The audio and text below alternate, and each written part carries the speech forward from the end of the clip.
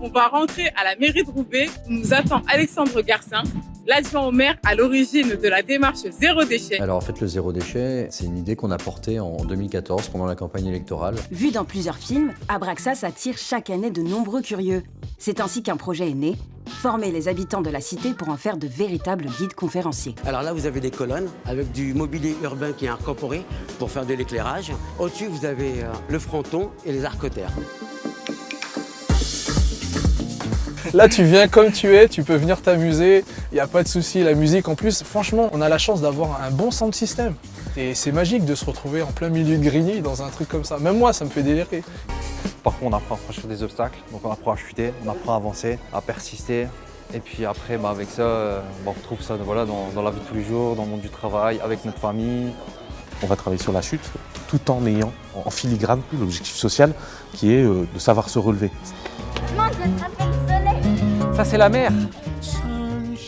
Ce sont des points de repère. Par exemple, il y a des gens qui disent j'habite à côté du soleil. On est assis à Grigny, dans le quartier des Patios à la Grande Borne. C'est ici qu'a pris forme le rêve d'Émile Aïaud, construire une cité à dimension poétique. C'est beau de dire j'habite à côté du soleil.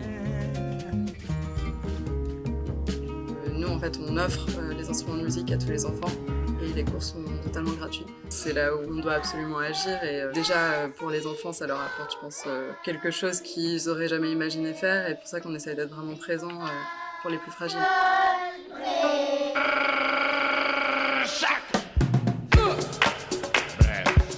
Comment j'ai entendu parler d'ici sur Internet. Ça faisait 17 ans que je n'avais pas travaillé. On revit ici, on remercie Stéphanie et toutes les femmes d'ailleurs. Toutes les femmes qui travaillent ici sont très contentes. Il y a des femmes qui n'ont jamais travaillé. En direct du stade Grimaldi. Grimaldi ? Ouais, ça. Ouais, c'est ça. Hein. Coucou Marie.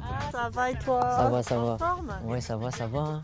J'étais en master, en stage de fin d'études dans une association d'Arras qui travaille avec des réfugiés, des demandeurs d'asile. Et c'est là que j'ai rencontré plein d'Afghans qui jouaient au cricket. C'est un des sports les plus pratiqués en Afghanistan, mais aussi dans le monde. Donc c'est l'occasion pour eux de montrer un aspect de leur culture et puis c'est l'occasion de s'insérer autrement, en fait, autrement que par le travail dans la société française finalement. Je sais pas si vous savez, mais voilà, cette ville, c'est une pionnière. Regardez ici.